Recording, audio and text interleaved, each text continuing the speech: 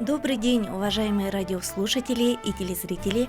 В эфире передача «Якут сегодня» на телеканале НВК Саха и радио Тятим Саха Раджета. За режиссерским пультом Мария Новгородова и Николай Слепцов Айдын. У микрофона ведущая передачи старший государственный налоговый инспектор отдела оказания государственных услуг номер 1 Валерия Макарова. И мы продолжаем наш цикл передач про налоги Якутии. Сегодня наша тема посвящена очень актуальная, такая тема, это льготы по имущественным налогам физических лиц. Сегодня со мной в студии мои коллеги. Это главный государственный налоговый инспектор отдела оказания государственных услуг номер 1 Николай Федоров. Здравствуйте. И главный государственный налоговый инспектор отдела оказания государственных услуг номер 1 Сарглана Винокурова. Здравствуйте. Сегодня мы постараемся разобраться, кто и как может воспользоваться льготами по имущественным налогам физических лиц.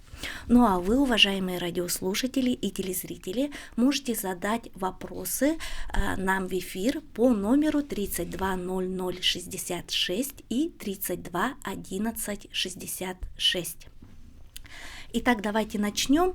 Начать стоит с главного вопроса: кто должен уплачивать имущественные налоги? Николай. Налогоплательщиками имущественных налогов признаются граждане, обладающие правом собственности на имущество, которое у нас признается объектом налогообложения. И вот какие у нас объекты налогообложения, Это жилой дом, квартира, комната, гаражи, либо машиноместо, объекты незавершенного строительства, иные здания, строения, помещения и сооружения. Далее идет у нас транспортный налог, по которому у нас оплачивают собственники машин, мотоциклов, моторных лодок и земельные налоги. Налог на имущество физических лиц у нас является местным налогом, и он устанавливается нормативными правовыми актами именно муниципальных образований, где они находятся, и обязателен к уплате именно собственниками имущества. То, что у вас есть там прописка, как многие путают, не обязывает вас к оплате, вы должны быть обязательно собственниками этого объекта имущества. Николай, еще у нас каждый год среди граждан проходит такая информация, что якобы необходимо уплачивать налоги и за хозяйственные постройки.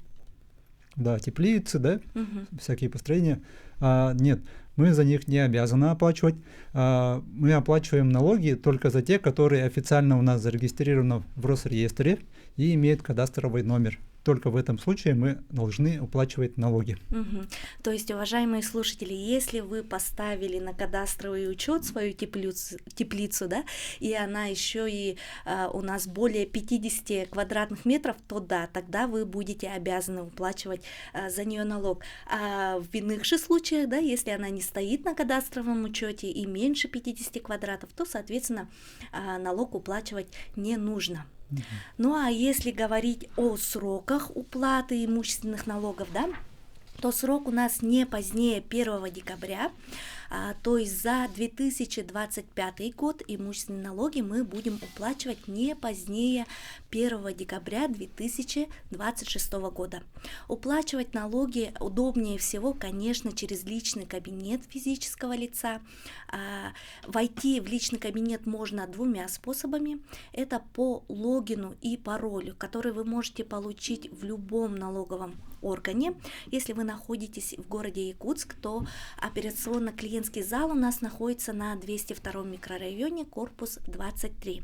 Либо же можно войти в личный кабинет налогоплательщика физического лица по паролю от госуслуг. То есть на главном входе вы выбираете «Войти по паролю ЕСИА». Ну и давайте перейдем к самому важному, к важной теме нашего эфира. Сарглана, расскажите, пожалуйста, есть ли изменения в налоговом законодательстве по льготам по имущественным налогам физических лиц? Но в этом году предусмотрены льготы как по транспортному налогу, по земельному и по налогу на имущество физических лиц, так по транспортному налогу с налогового периода 2022 года освобождается от уплаты транспортного налога в отношении одного транспортного средства с максимальной исчисленной суммой налога. Это у нас ветераны боевых действий и лица, которые у нас указаны в подпунктах 9.1 по подпункту 9.5 Налогового кодекса Российской Федерации, статья 407. Это у нас лица, которые принимают, либо принимали участие в специальной военной операции, лица, которые у нас проходят военную службу в Национальной гвардии Российской Федерации, также лица, которые проходят свою профессиональную службу в связи с тем, что они являются работниками прокуратуры, силовых структур, МВД, противопожарной службы, работника прокуратуры. Также льгота по транспорту предусмотрена в отношении членов семей тех лиц, которые принимали или принимали участие в специальной военной операции. То есть к членам семьи у нас относятся, соответственно, это супруг либо супруги, дети до 18 лет, также дети, которые у нас до 23 лет, которые у нас обучаются по очной форме обучения. Также предусмотрена у нас льгота по транспортному налогу с налогового периода 26 года. Это для героев Советского Союза, героев Российской Федерации и тех лиц, которые у нас удостоены орденом Славы 3 степеней. Но это не касается тех налогов, которые исчислены у нас с максимальной ставкой. И не касается тех транспортных средств воздушных и водных, за исключением моторных лодок. То есть по ним, соответственно, они уплачивают транспортный налог. Также по земельному налогу у нас есть изменения в части участников специальной военной операции. У них с налогового периода 2022 года предусмотрено освобождение в отношении земельного участка в размере 6 соток. Также имеется освобождение с налогового периода 2024 года по налогу на имущество физических лиц в отношении тех объектов недвижимости, которые у нас расположены в тех местах, где у нас предусмотрен режим чрезвычайной ситуации, либо контртеррористической операции, да, где предусмотрено временное отселение жителей. Также есть льгота у нас по земельному налогу для многодетных семей. Если ранее оно было предоставлено, если они имеют детей в возрасте до 18 лет, соответственно, сейчас продлили возраст, то есть возраст до 23 включительно, то есть в тем случае, если эти дети обучаются у нас по очной форме обучения. И по земельному налогу у нас, соответственно, льгота имеется также по тем земельным участкам, которые введен режим чрезвычайной ситуации, где у нас требуется, да, тоже временное отселение жителей. И по земельному налогу в размере 6 соток также имеется льгота для многодетных семей, у которых тоже возраст детей до 23 лет, если они обучаются у нас по очной форме обучения. Светлана, и вот если вернуться к участникам СВО, то есть у них на все транспортные средства освобождение? У участников СВО транспортные средства освобождаются в отношении одного вида транспортного средства за налоговый период с 22 по 25 годы. Это получается у нас по федеральной льготе. Да? Есть также у нас, так как транспортный налог у нас относится к региональному налогу, соответственно, у нас по закону налоговой политики участники специальной военной операции освобождены от всех видов, то есть от уплаты транспортного средства в отношении всех видов транспортных средств за налоговый период с 22 по 24 года. То есть если участник СВО, он в республике Саха-Якутия, да, то он освобождается от всех видов транспортных средств. То есть если у него 2 машины, соответственно, на 2 машины он освобождается от уплаты. Да, это получается за налоговый период с 22 по 24 года. А вообще какие категории граждан могут рассчитывать на льготы по имущественным налогам? Согласно налоговому законодательству у нас имеется 21 категория, которая имеет освобождение по налогу на имущество физических лиц. Это у нас получается пенсионеры, предпенсионеры, инвалиды, дети-инвалиды, инвалиды с детства. Это у нас получается многодетные семьи, то есть те лица, которые имеют 3 и больше детей. Также это получается участники специальной военной операции. Основные такие категории. Это именно по налогу на имущество физических лиц. К многодетным возвращаясь, да, то есть у них идет освобождение от одного вида, да? Да, получается, по налогу на имущество у них имеется освобождение в отношении одного вида объекты недвижимости. Это получается одна квартира, один жилой дом, один незавершенный объект строительства, один гараж, один машинное место. Также по налогу на имущество у них уменьшение налоговой базы в размере 5 соток на часть квартиры, либо квартиры, да, 5 квадратных метров у них. Например, если у них имеется 3 детей, соответственно, освобождается у них 15 квадратных метров, и остальная часть, которая она как бы уже подлежит налогообложению и к уплате, да. Ага. И по жилому дому у них уменьшение налоговой базы в размере 7 квадратных метров.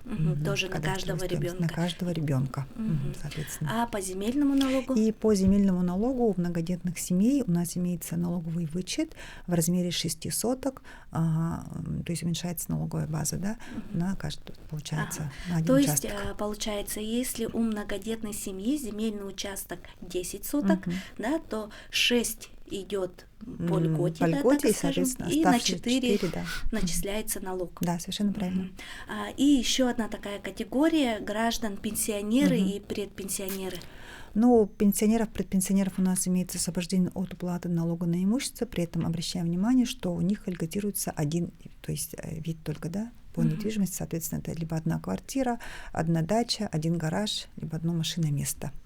И по земельному? И по земельному налогу тоже у пенсионеров и пенсионеров также уменьшение налоговой базы в размере 600 квадратных метров земельного участка. Точно так же, уважаемые слушатели, 6 соток идет на освобождение, на остальное начисляется налог, да? Да. То есть, да, часто поступают вопросы, что налогоплательщики думают, что полное освобождение от земельного налога.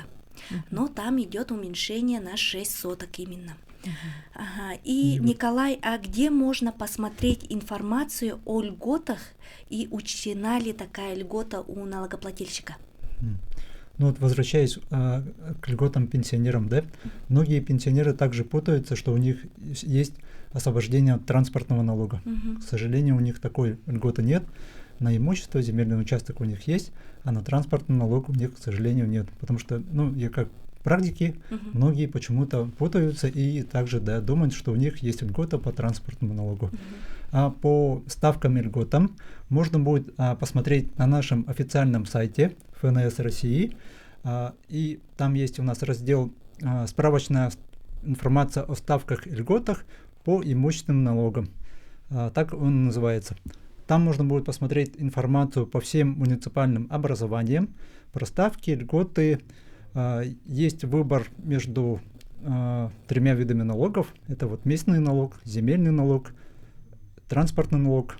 И в окошке, где вот можно выбрать, да, прописывайте свой муниципальный орган, например, город Якутск, пишите, и он вам выставляет эти положения, по которым установлены либо ставки, либо льготы, да, либо в одном документе. Либо, если у вас другой населенный пункт, либо Алдан, да, там может быть у вас другие ставки. Они у нас не одинаковые, зависят от того места, где вы проживаете, от вида квартиры, да, дома, из чего он построен. И, по идее, все налоги у нас разные. И зависит от количества владельцев.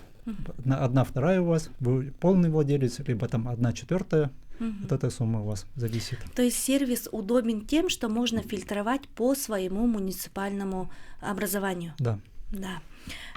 И, Николай, а как посмотреть, учтена ли льгота, вот самый удобный способ? Самый удобный способ – это, конечно, наш личный кабинет налогоплательщика физического лица на нашем официальном сайте ФНС России www.налог.gov.ru. Там есть в разделе «Профиль», есть раздел «Льготы», и можно будет посмотреть, если вам она предоставлена, то эта льгота вам будет прописана. Если же нет, то нужно будет заявить, либо… вот как раз, Сарглана, что необходимо сделать налогоплательщику, чтобы воспользоваться налоговой льготой? В первую очередь хотелось бы сказать, что льгота в основном у нас предоставляется проактивно, то есть сведения к нам приходят с регистрирующих органов, это органы ЗАГС, ПФР, Управление соцзащиты. Соответственно, вообще проверить, учтена ли льгота, у нас можно в нашем интернет-сервисе ФНС России, как сказал Николай, да, личный кабинет налогоплательщика для физических лиц, то есть там в разделе «В профиле в сведениях» можно посмотреть, заявлена, есть учтена ли льгота. Если все-таки льгота не учтена, соответственно, то можно подать обращение через личный кабинет налогоплательщика. Также можно подать обращение через наш сервис «Обратиться в ФНС России» и подписать обращение, и можно приложить подтверждающие документы, то есть при их наличии. Если подтверждающих документов нет, то налоговый орган, соответственно, самостоятельно направит запрос в регистрирующие органы. И по истечении 3 дней нам, то есть эти органы регистрирующие нам должны дать ответ, информацию, то есть действительно имеется такая информация или нет. То есть при подтверждении, соответственно, льгота будет предоставлена и будет направлен ответ заявителю. Ну, в основном, да, у нас льгота учитывается в проактивном порядке, да, особенно пенсионеры, многодетные, да, сведения поступают, как вы сказали, с ПФР, да, например. А что касается вот участников СВО? По участникам СВО у нас, получается, проактивно поступает информация только по мобилизованным, так как информация к нам поступает с Министерства обороны. По остальным категориям, у которых имеется льгота, это у нас, например, добровольцы, либо контрактники, да, то по ним необходимо подать соответствующее заявление с подтверждающими документами. Также это касается у нас ветеранов боевых действий. Они должны нам предоставить заявление с приложением подтверждающих документов. Ну и опять-таки мы возвращаемся к личному кабинету налогоплательщика физического лица, потому что, уважаемые радиослушатели и телезрители, если ваша льгота не учтена, да, то удобнее всего направить такое обращение через личный кабинет, да, и приложить соответствующие документы. И, Николай, пожалуйста, расскажите нам немножко про личный кабинет. Ну, через личный кабинет налогоплательщика физического лица очень удобно направлять налоговые декларации формы 3 НДФЛ. Если вы купили квартиру, да, либо лечились, например, поставили брекеты, то все это можно будет сделать через наш личный кабинет налогоплательщика. Также оплачивать налоги и отслеживать статус платежей. Также видеть там свои объекты имущества, что у вас стоит, чего у вас нету, да. И ну вот даже если гражданин напишет обращение, да, что моя льгота, прошу учесть мою льготу, да, то и он может отслеживать и статус своего обращения. Да. Государственный орган обязан ответить вам в течение 20 дней. По идее это 30 дней, но мы стараемся побыстрее все это посмотреть и учесть. Все для удобства граждан, да, так скажем. Также, Николай, в личном кабинете, значит, мы можем и уплачивать налоги, да, и отслеживать платежи, потому что вот электронный платеж, он удобен тем, что он, ну, квитанция, да, электронная квитанция, она не выцветает, не теряется, она всегда будет в вашем личном кабинете налогоплательщика, и вы всегда можете ее отследить, ну, доказать. Через год, через 2 года, через 5 лет вы зайдете в ваш личный кабинет, увидите сумму платежа и подскажете, вот да, и вот 5 лет назад я оплачивал сумму. И даже декларации, да, если мы сдаем декларации через личный кабинет, то они там, соответственно, сохраняются. Да. Кстати, мы не рассказали, что в личном кабинете также можно посмотреть и доходы свои. Да, справки 2 НДФЛ. Они у нас автоматически подгружаются от ваших работодателей. Срок у нас до 25 февраля. После 25 февраля можно будет посмотреть, ну, у некоторых уже появились, да, сведения о доходах за 25 год. Они у нас годовые. И вот, да, если вы хотите получить вычет, вам не надо будет обязательно обращаться в вашу бухгалтерию, запрашивать эту справку формы 2 НДФЛ. Они автоматом направляют в ваши личные кабинеты налогоплательщика, да, не надо ничего повторно писать, они будут подгружены в ваш личный кабинет налогоплательщика. Да, и личный кабинет, да, при заполнении декларации он автоматом подтягивает некоторые сведения, да, поэтому и удобно заполнять декларацию, потому что он и доходы подтянет, и ФИО и так далее, да, лишние строки заполнять не нужно, что сокращает возможность совершить ошибку, да, при заполнении декларации. Ну, дорогие друзья, мы сейчас прервемся на короткую рекламу, а затем снова встретимся в эфире. А вы можете также позвонить к нам в эфир и задать свои вопросы по номеру 32 00 66 и 32 11 66.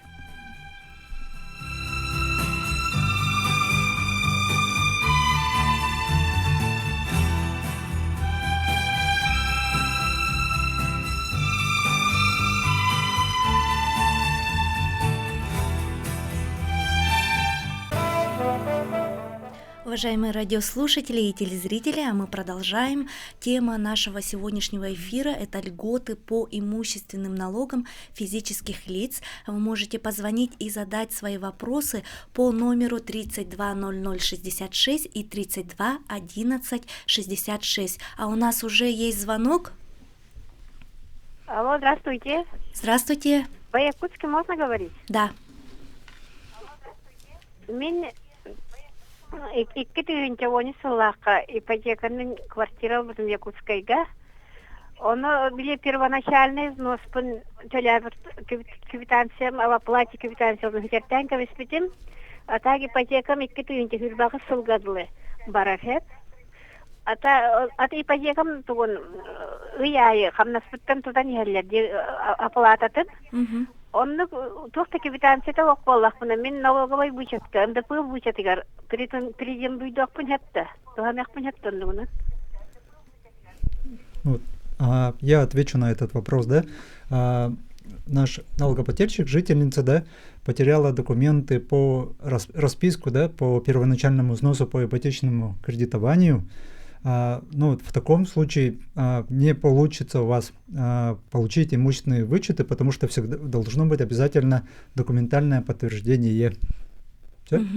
Можно также попробовать в банке, да, запросить чеки о том, что вы уплачивали. И основной критерий, конечно, чтобы получить вычет, также является, что вы уплачивали 3 НДФЛ, да, налог.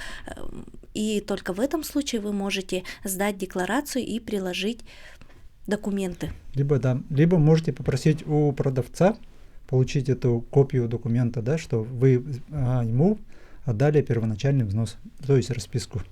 У нас обязательно требуется документальное подтверждение этих ваших расходов, которые вы понесли.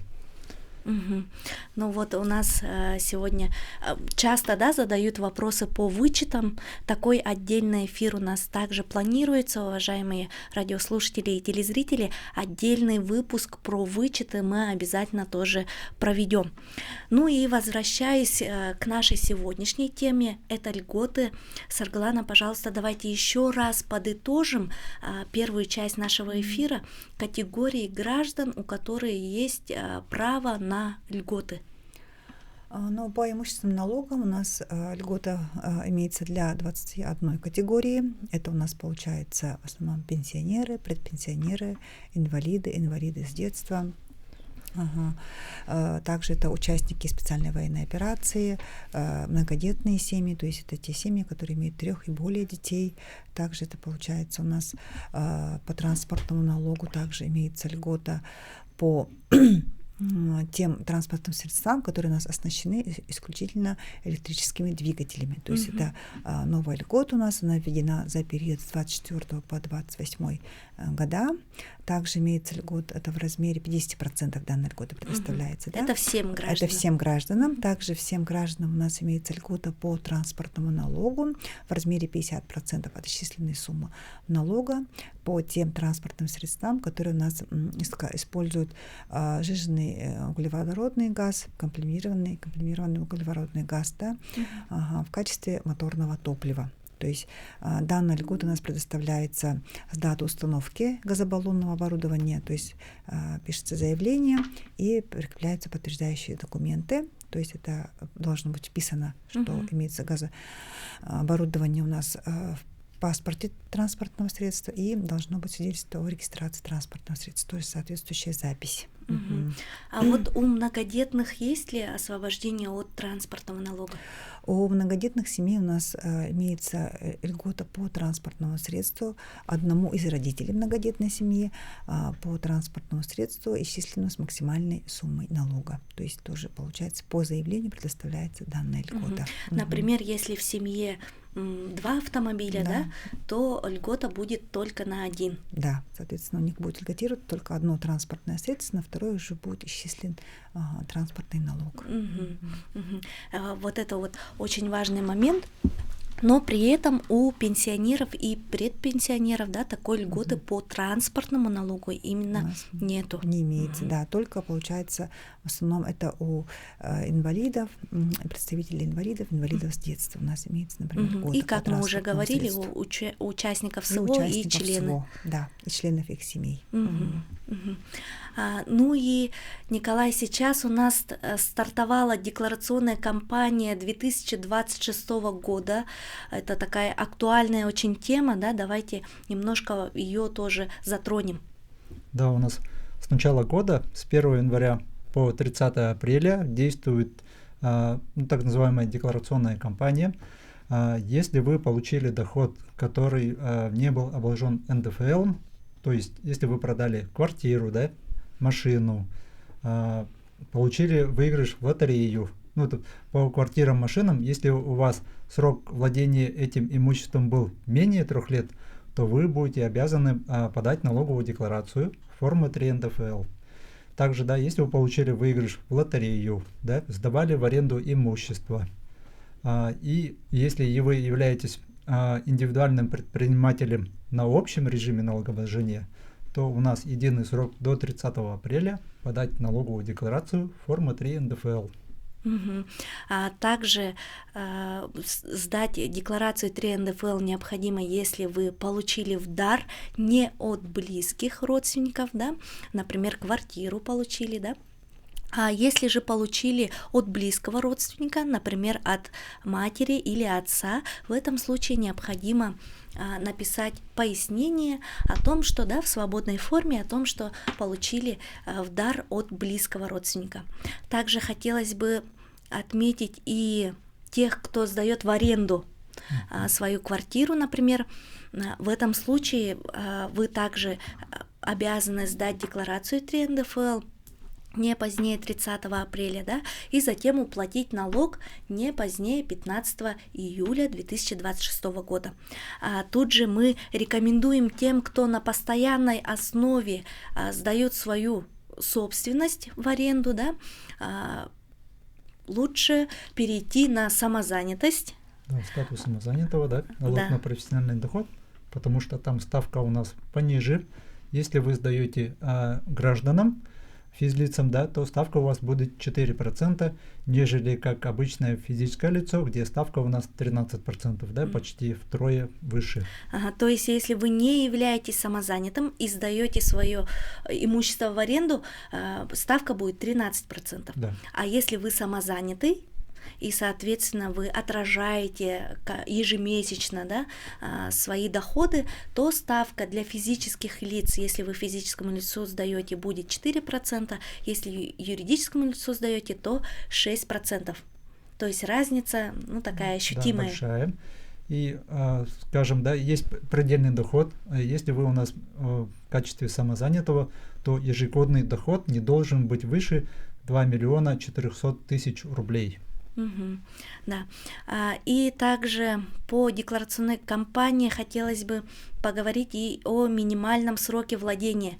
То есть, Николай, вы уже сказали, да, что если продали квартиру, например, необходимо сдать декларацию 3 НДФЛ, но при этом, если вы владели ею менее 3 лет. Да, год-два, да, то вы будете обязаны подавать налоговую декларацию о ваших доходах. Ну, вот, по минимальный срок владения, да, в других регионах его повысили, он составляет 5 лет, а по нашей республике Саха-Якутия, Илтумен оставил минимальный срок владения в виде 3 лет. То есть, если срок владения у вас больше 3 лет, 3 года месяц, то да, вам не надо будет подавать налоговую декларацию. Если, например, 4 года владели, то Да. декларация не подается и, соответственно, налог не уплачивается. Только если вы владели менее 3 лет, тогда сдаем декларацию до 30 апреля и уплачиваем налог до... 15 июля. Мгм. Но это у нас крайний срок. Лучше как подали налоговую декларацию и сразу заплатили с этих доходов Мгм. сумму 13%. Мгм. Сарглана, у вас есть что-то добавить по декларационной кампании? Ну, по декларационной кампании еще хотелось бы добавить тех категорий лиц, которые как бы получили доход от зарубежных счетов, да, то есть они тоже у нас обязаны, получается, отчитаться. Ага. Соответственно, в такой же срок до 30 апреля. Ага. А что касается вкладов в банках, необходимо ли декларировать такой доход?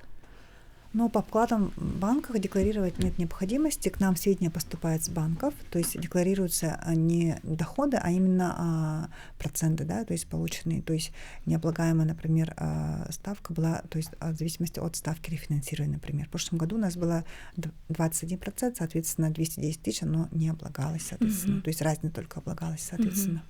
У нас поступил звонок. Здравствуйте. Здравствуйте. Здравствуйте. Меня интересует медицинский вычет. Это что такое? В этом году появилось или раньше было? Ну, если говорить о медицинском Хотела бы вычете, узнать побольше. Мгм.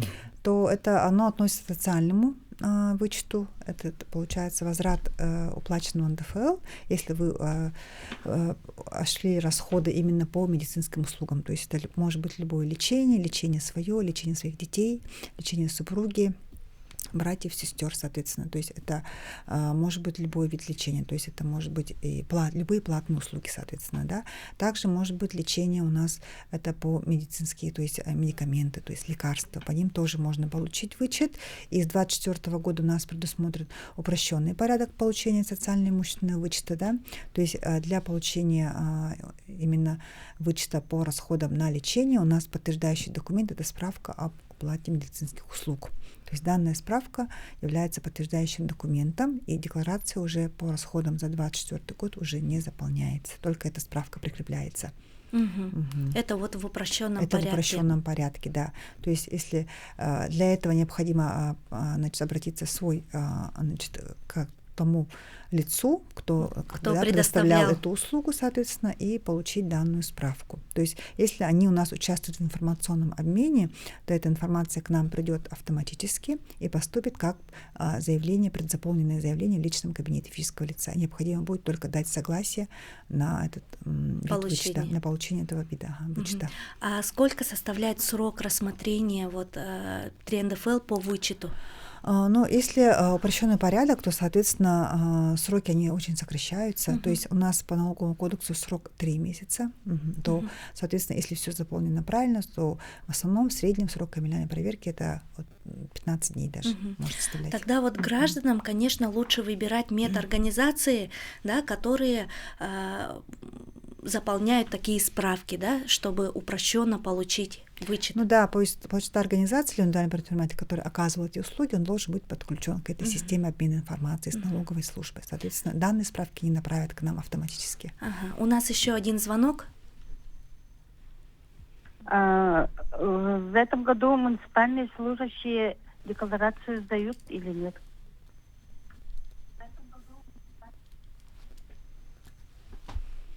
Справку госслужащего вроде бы спрашивают, да? Мгм. Да. Ну вот у нас на работе, если вы у нас поменяли организацию, отдел, то обязаны. Если нет, то, насколько мы знаем, обязанности подавать налоговую декларацию. Ой, вот эту справку нет. Но это вопрос скорее не к нам. Да, не к нам. к Минтруду, например, да, Да. можно обратиться. Ну, также можно обратиться к своему работодателю. Соответственно, это зависит от формы собственности организации. Например, если это федеральная, соответственно, например, только в случае изменения места работы либо отдела, да, соответственно, данная справка, она предоставляется. То есть у каждого свой порядок, свой порядок. Да, свои условия. Уважаемые радиослушатели и телезрители, мы напоминаем, что тема нашего сегодняшнего эфира — это льготы по имущественным налогам физических лиц, и вы можете задать свои вопросы по сегодняшней теме по номеру 320066 и 321166.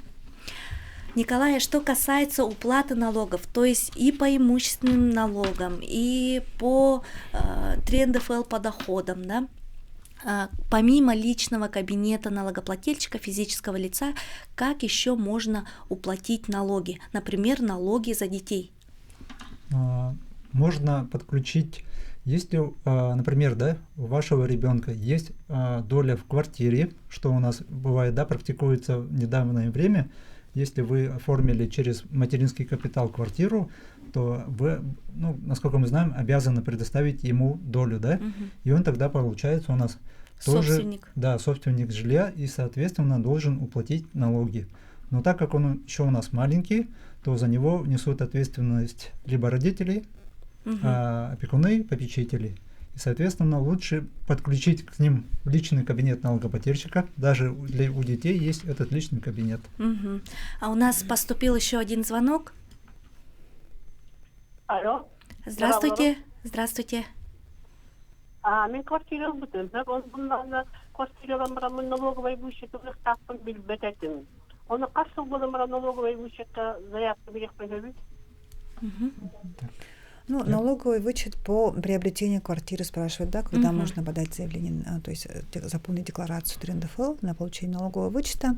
Соответственно, срок исковой давности у нас 3 года. Соответственно, сейчас вот в 2026 году можно подать налоговый вычет за 3 предыдущих года. То есть это 25, 24, 23 года. И вы должны быть обязательно быть трудоустроенными, чтобы у вас удерживала зарплата 2, ну, НДФЛ. Обычно у нас пенсионеры, у них не удерживаются налоги, да? Вы обязательно должны быть трудоустроены. И возвращаясь к имущественным налогам, Саргалана, если у налогоплательщика будут вопросы по имущественным налогам, куда он может обратиться? Ну вот даже по льготам, да, например, если какие-то вопросы. Ну, в случае наличия вопросов каких-то по льготам, по имущественным налогам, да, можно обратиться в единый контакт-центр, у нас есть единый номер, это 8 800 7 двоек. Также можно обратиться на наш официальный сайт, через наш сервис обратиться в ФНС России, и также обратиться через наш сервис «Личный кабинет налогоплательщика» для физических лиц. А также у нас Управление Федеральной налоговой службы по Республике Саха-Якутия активно ведет социальные сети, где есть вся актуальная информация. Да, Николай, пожалуйста, расскажите. Да, вот в соответствии с приказом ФНС России мы также, да, активно подключаемся к социальным сетям. Например, у нас ВКонтакте, Одноклассники, есть соответствующая группа у ФНС России по Республике Саха-Якутия. И также мы недавно открыли канал в приложении МАКС. Все о налогах Якутии он называется. Уважаемые радиослушатели и телезрители, если вы хотите быть в курсе самых актуальных тем, то вы можете подписаться на нас в социальных сетях. А мы с вами прощаемся. На этот наш эфир заканчивается. Мы встретимся обязательно с вами в следующем эфире по таким же актуальным темам. Да, коллеги? Вот, говорить, если о группе нашей, да, все о налоге Якутии, можно будет посмотреть все наши семинары, вебинары, которые у нас намечаются, ну и всякие налоговые законодательства, изменения. На этом мы прощаемся. До свидания.